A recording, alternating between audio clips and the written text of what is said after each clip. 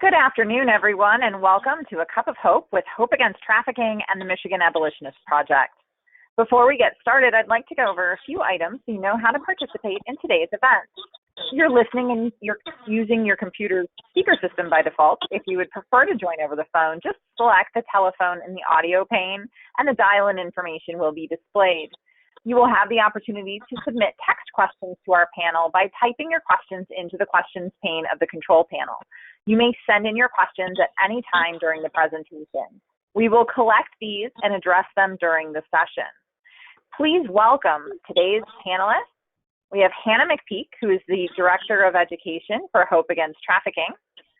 And we have Emily Johnson, Program Coordinator for the Michigan Abolitionist Project. And I'll turn it over to you, ladies. Thank you so much, Kendra. So, how have you been, Emily? How's the week been? The week. Weather's been nice. Gone to a couple parks, walking around. Nice. How have you been? I've heard you've had a crazy household over the last week.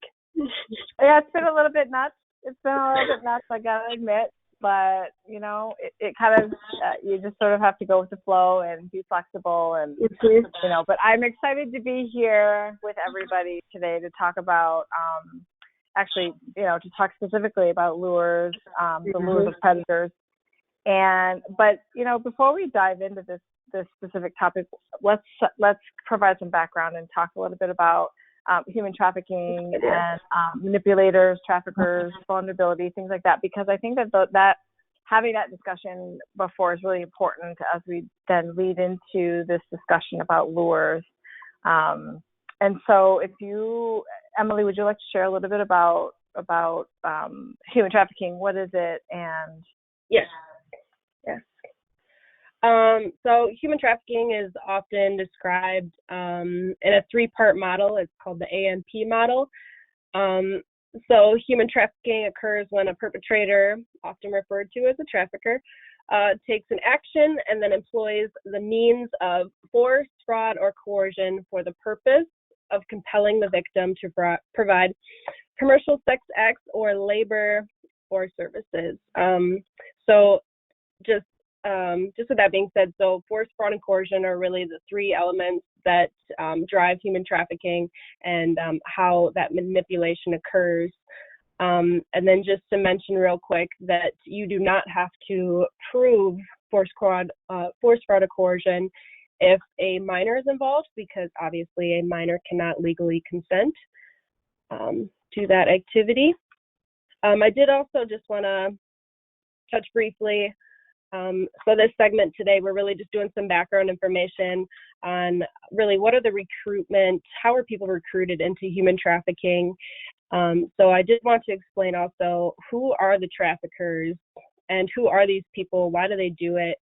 And so, I don't know, Hannah, do you want to get into that a little bit? Like who are the traffickers? Maybe some background information on traffickers. Yeah, traffickers, to put it quite straightforward, is it can be anybody. Okay, I mean it can be anybody. But let's just talk some specifics here. It could be a pimp. It could be a gang member. It could be a lover. It could be a husband or a boyfriend. It could be a family member. Your family. It could be a coach. It could be anyone in your family, a neighbor. Anybody who's looking to exploit you. It could be a classmate. It could be a cousin. It could be anybody. And so the answer isn't simple, right? We're not talking about just like the scary looking, you know, criminal guy who has the look of somebody who may be watching a movie or who, you know, it's not what you think it would be, right? I mean, this kind of a person could be anybody. It could be a businessman. It's super charming, and that's how they get away with it and fool lots of people, and it goes undetected, is because they really do have charismatic personalities, and they're attractive. It could be the nicest person. Yeah. Yeah, be the nicest person, the one person that listens to you or makes you, you know, So really, it could be anyone, which is why we need to have these conversations so that we can be educated and learn the signs of manipulation, the lure tactics and recruitment tactics that are used. And that's how they're so good at doing what they do. Is really with that manipulation. They work that charm into that manipulation. I also wanted to just mention real quick, because we'll be talking about labor trafficking in an upcoming episode, and how are people recruited into labor trafficking specifically. So I did just want to mention too that they can be employers, factory owners, corporations, small business owners. It's not only like personal relationships, it can also be places of employment that exploit workers. And so why does human trafficking even happen? Like, what are the elements that keep this thing going? How does...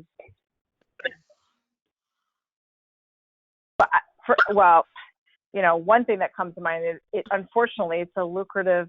There's high income, and the thing about trafficking a human being, whether it be labor or sex, excuse me, is that this person is reusable, and I hate it's almost uncomfortable saying that, but it's reality. When you think about trafficking drugs, that you have to constantly put yourself at risk for getting caught because you've got to re-up your supply on a regular basis. And it runs out at some point. Right. It runs out at some point. And when you're manipulating somebody, you can sort of constantly reuse that person, as often as you want. And then there's little consequences. Not a lot of people, at least until more recently, I guess, were really aware of and understood this issue. And obviously it's going unreported. It's fairly harder to detect, especially if it's happening like within the family or with somebody that you have a previous relationship with. It's a little bit more easily hidden, and so it's harder to detect. And then there's a lot of activity online too, and it's hard to go after all those individuals. Yeah. So and then even with just go ahead. I'm sorry. No, I mean it's pretty insidious, and it's you're luring somebody in to sort of agree to something that they don't know what they're agreeing to necessarily. So it seems like there may be consent going on when really there isn't, because you're fraudulent, you're coercing, you're tricking, you're so right. I'm glad you brought up consent too. Yeah, because that can be a tricky thing. Like you could technically agree to something to begin with, but then once you arrive on the scene, things aren't what you thought they would have been. Yeah, exactly. So we've talked about in some of our last episodes, like who is vulnerable, who might be at risk of being trafficked. And so I just wanted to point out that traffickers really seek people with vulnerabilities. So an area of weakness that they can prey on and then manipulate that individual and exploit that vulnerability in order to make their profit. So, if we just think about vulnerabilities like being homeless, runaway and homeless youth are super at risk, like LGBTQ youth, not having a strong sense of social support, having a drug addiction or a drug dependency, that's easy. Traffickers swoop in with that supply. You can get people to do a lot of things for their when they have a drug habit, unfortunately. What are some other vulnerabilities we want to mention, Hannah? So when I think about vulnerability, I think of like a target. Okay, a vulnerability is when you're sort of open to the possibility or the potential of getting hurt, getting exploited, getting used, getting so if your target is bigger, right? If you have increased vulnerability, then it increases the chances of exploitation. And some of the vulnerabilities that I think of even are like somebody who may be younger, who's a rule follower, somebody who is relocated, right? They've moved to a new community. Now they're sort of starting over and trying to find that social support network and that community. They're trying to build that up. You said substance use, but mental health can definitely increase your vulnerability. Neglect, lack of direction and guidance in your life. All of those things can make us more vulnerable. So I would mention like even sexual abuse too. Yes, abuse at a young age, physical or sexual, emotional. Another thing is the lack of love. Like, you know, somebody who can be extremely successful in life and may have navigated through many things in their lives, but now are tired of being alone and just are looking for love, companionship, that relationship, whether it be a male or a female. Just having sort of that desire and maybe even becoming to the point where you're a little bit desperate, that could potentially increase vulnerability, you know? And so even someone who you think might be strong can have areas. I mean, every one of us has some level of vulnerability. Yes. I like that you brought up just being lonely and seeking companionship. So we're seeing a lot now, especially with COVID-19 going on, just all of this. Well, it has been online, but especially now. And so there's been articles posted by numerous, I mean, there's loads of research. There's been trafficking found on Instagram, Facebook Messenger. I've even heard like Messenger for kids. Traffickers will pose as a child. Hot or Not, Scout, a lot of these like dating websites, Snapchat, and so just a reminder, I mean, we talked about this in the first episode, but just throwing all the reminders out there just to be on alert. Absolutely. Yeah. So, and so they can look at your profile and gather so much information from you just by looking at your profile. Like what do you say about yourself? How do you speak about yourself? You know, do you seem like you have low self-esteem, high self-esteem? Do you have lots of friends? You know, and so they can kind of pick out who might be those people looking, or that just might be at a vulnerable time in their life, or kids posting online like,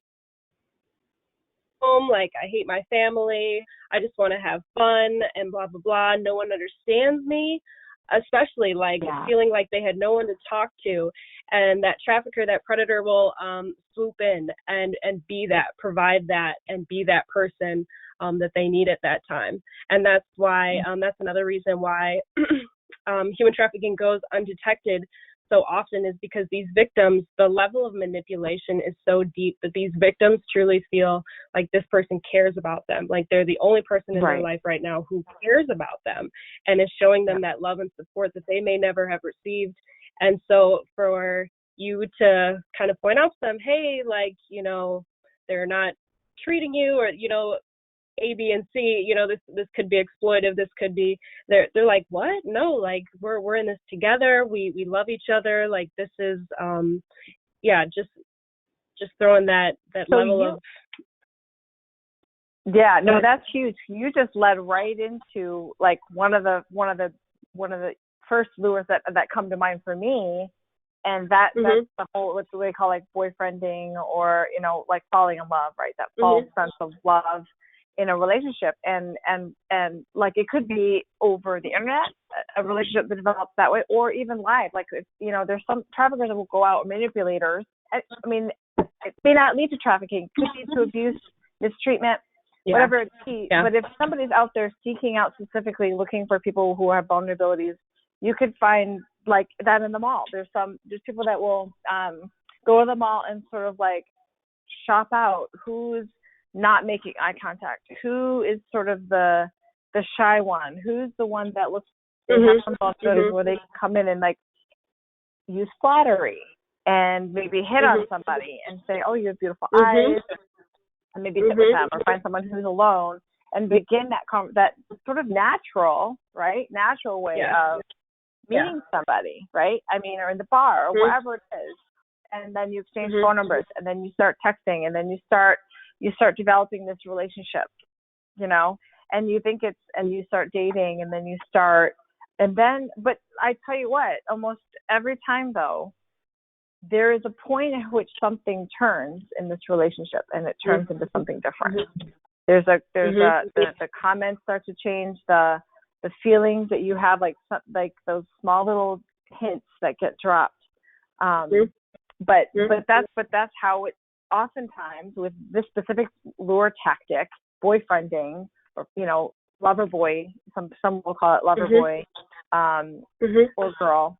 That is a very like sort of common that I have, that I've read about, that I've researched, that I've seen, with talking with different survivors who, you know, fall in love, get married, and then become exploited. So that is definitely something to really like learn how to listen to your gut. And most oftentimes when I talk to someone or when I'm reading about this, that there's a point at which something turns. And so that is one of the big tactics I wanted to make sure we talked about. So I'm glad that you brought that up, because that's a big one. And I'll piggyback off that. So then they can begin to promise things.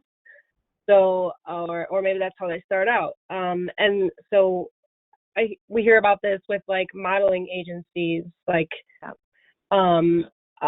you know, promising a good job, promising, you know, a lifestyle of travel and expensive things, or like buying the victim gifts, and, you know, it's all part of that grooming process. But really these fake promises of like a better life, and whether that be through employment or even like just promising like, hey, we're going to spend eternity together, I love you, like that, those fake promises.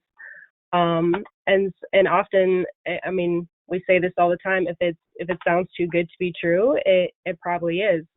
But just these modeling agencies, I mean, they'll pose it as, I was listening to a webinar last week. There was I don't want to get too much into this, but just, there was these girls that thought that they were responding to a modeling advertisement, and they thought they were going to go to this scene and do some modeling. And once they got there, it wasn't what they thought it was. And so that's using fraud. And then and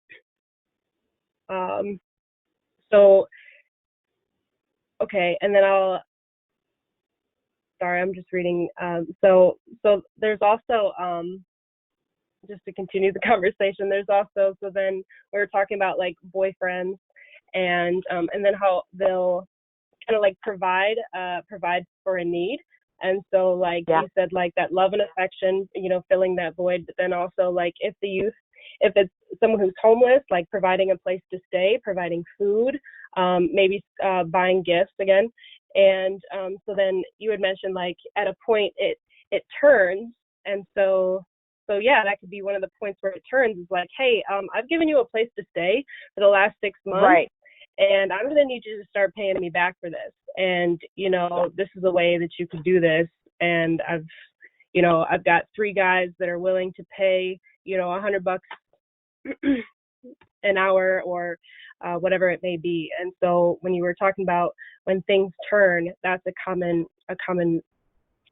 moment, is when you have someone providing those needs and then asked to be paid back.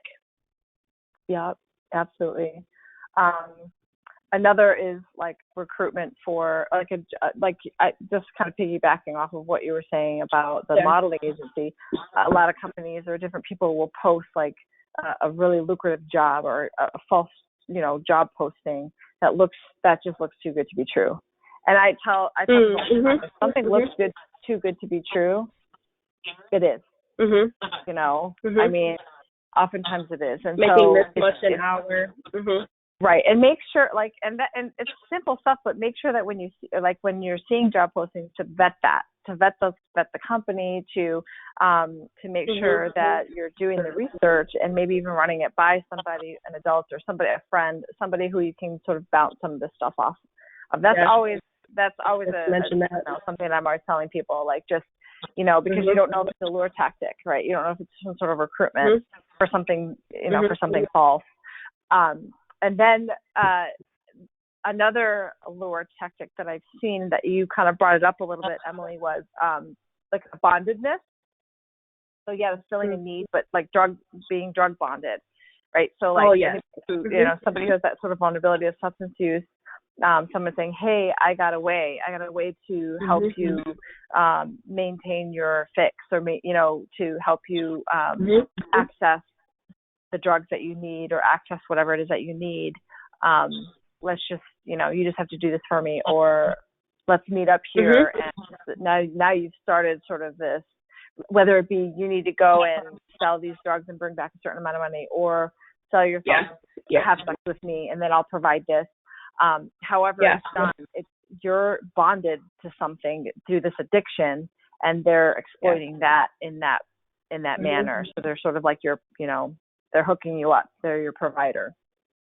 And that you see a good amount. I had one gal was talking about her experience and how it all started with drugs, and that was the first step into this space that she ended up finding herself in. Or even just being introduced to drugs by the trafficker. Right.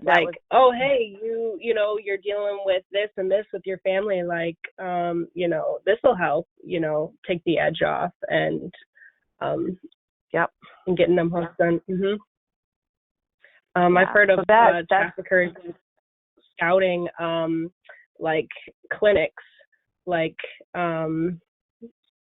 when people are detoxing, detox clinics, traffickers will scout and just look for girls that they can pick up. I do want to mention, so it's talked about, the white van of people getting kidnapped and picked up by that white van driving by. And so I did want to mention that although abduction may happen, I think I've read somewhat of 3% of the cases. It's not often because if you're abducted, if you're kidnapped, you're going to want to try to escape. It's difficult for the traffickers or predators to really keep you there. And so and you're going to call the police. You're going to try and get help. You're going to so they're putting themselves at risk if they're just abducting people. There's more of a chance that you will escape and tell someone. So it's much more likely that they would manipulate, really psychologically manipulate you, so you think that you're there by choice. Right. Exactly. I love that. Yeah, that's huge. Where are the dangers? Where do the dangers lie? And it certainly isn't the creepy person with the creepy minivan or van that's with the tinted windows. I heard a FBI agent actually say that you are 1,000 times more likely to have interfaced with potential manipulation and exploitation at home in your own living room, on your device. Because you're entering in. You just for the mere fact of entering into a space where you don't know people could increase your potential vulnerability. And the younger you are, again, all that much more. And the amount of chat rooms that exist and private messaging and even on video games, chat rooms and computer games, there's almost a chat feature in everything we do online. There's a chat on this webinar. We should probably ask Kendra, are there any questions real quick? Yeah. Not yet. Okay. Not yet. We're all good. Okay. And I hate talking about this, but I do also want to bring up just like the physical force that that traffickers and abusers may put on a victim to coerce them into doing things that they are not consenting to. And we don't need to get into huge detail about physical abuse and the way that they may sexually abuse victims, but those are definitely tactics of manipulation. Even just like they don't even have to like physically hurt someone. You can just be an intimidating person. You can have weapons. You can hurt someone else. You can threaten to hurt somebody else. You can threaten to hurt the victim's family. You can you don't even, there's incredible power in just intimidation and yeah. That's definitely another tactic, intimidation and threat. They call it I think it's guerrilla something. I read somewhere we're using the word guerrilla, like guerrilla behavior, where they're acting stronger and more powerful. You know what else? It could be a boss. It could be someone who has an authoritative role about the work you do, and so it's an abuse of power. So that's another tactic, is this abuse of power, guerrilla behavior, through intimidation, through the risk of losing your job, the risk of being exposed or someone telling a lie about you. That's definitely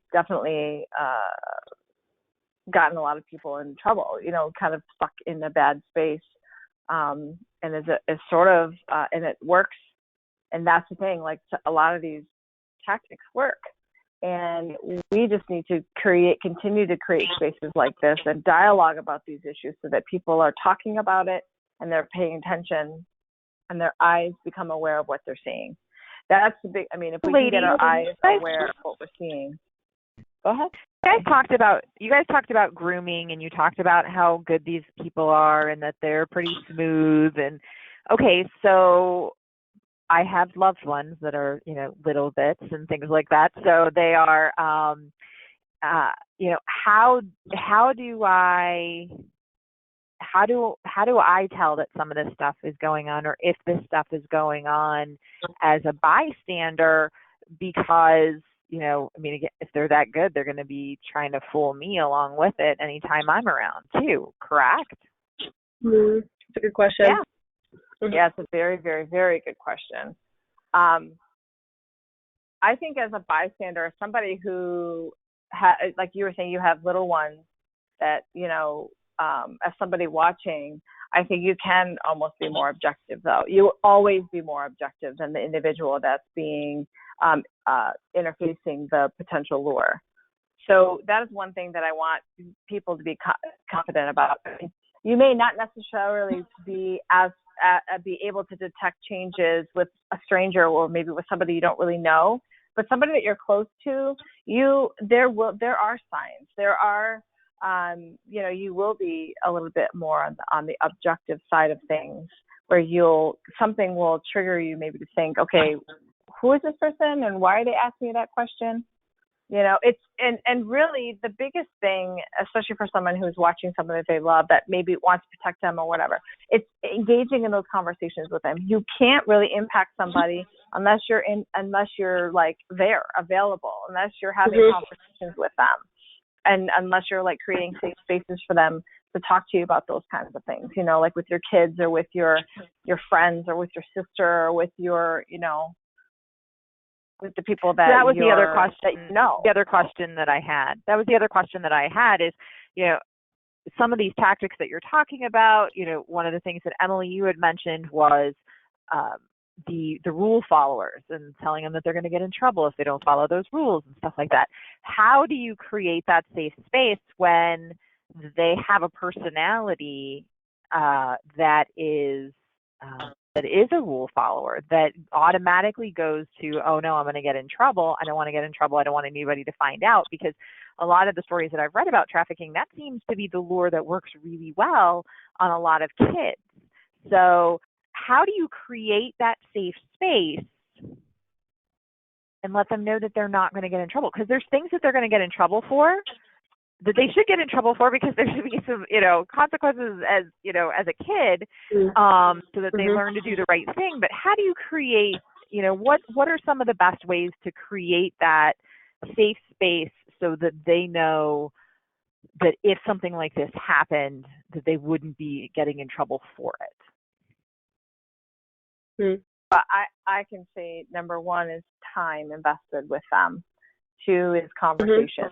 I can't say that enough. Like, spend time with them, engage in conversation, ask questions, assure them, talk about it, bring it up. That's the other thing,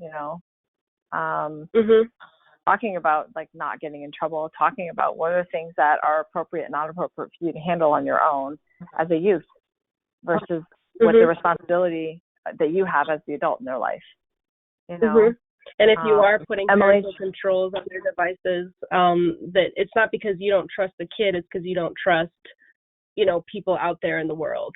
And so sorry, go ahead.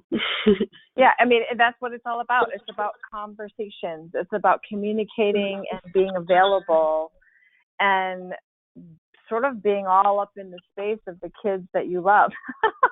I mean, I know, Kendra, I know that you have a close relationship with your nieces, right? I mean, you're very close with them. You create, you have even, but you're an adult in their life, and even you as the aunt create spaces and time all the time with those kids, You've even created a sitting space in your office for them when they come and hang out with you in the office. You created an intentional spot for them. I mean, that's huge. I mean, that's, as a parent or as an adult in a youth life or in anybody's life, is creating those spaces in your life for them to be there and for you to be there with them and doing life together. The more you can reinforcing healthy boundaries too. Right. And even just this webinar, all of us engaging in this conversation. I mean, we're all just kind of navigating together. I mean, I love it because I feel like we're sort of engaging in life together, and we're sort of like creating this space where we're just going to talk about some substantive topics. We're just going to talk about these things that maybe are uncomfortable to talk about, and hopefully it'll bring up some stuff, and then you'll go and talk about it with somebody else, and that's always the encouragement, right? I mean, the cup of hope in all of this, is that we're talking about it. I mean, that is like, to me, that's a huge piece of all of this. And removing shame from the conversation too is important. Yeah. Yeah, absolutely. So, and things can be tricky, but we're here. I mean, resources are available, and we're going to make sure to attach links to this so that you guys can all have access to resources. You can always reach out, check out both Michigan Abolitionist Project website as well as Hope Against Traffিcking's website, and engage in that dialogue. Send an email, contact us through our website. And we're here. We want to do questions, this. We want to be in conversation. Topics you want us to discuss? Anything? Yeah. We are flexible and want to do it. Absolutely. And next week we're going to continue this conversation actually and go into a little bit more detail. We're going to be inviting a guest panelist to be with us, who's sort of going to give us more of a perspective of the survivor, specific to the topic of lures and recruitment and grooming and stuff like that. So I'm really excited if you can be with us next week. We'd love for you to be a part of that. And we're going to be sort of continuing the dialogue throughout the month of May. So we're going to be here every week, and so we're excited about what's to come. And I also want to say before we close up too quick that if you can share a cup of hope today, please do so. Thanks for joining us today. Thank you, ladies. Thank you, ladies, and thank you, everyone, for attending today's Cup of Hope panel. For more information about Hope Against Trafficking, you can visit us at hopeagainsttrafficking.org. And for the Michigan Abolitionist Project, it is the michiganabolitionsproject.org. Once you leave today's webinar, you will receive a survey on the presentation. We would appreciate it if you would complete that and provide your feedback and offer any suggestions for future content. You will also receive a follow-up email within 24 to 48 hours with a link to view today's recording. And on behalf of Hope Against Trafficking and Michigan Abolitionist Project, thank you for joining today and have a great rest of your day. And thank you, Kendra. Thank you. For all the behind the scenes.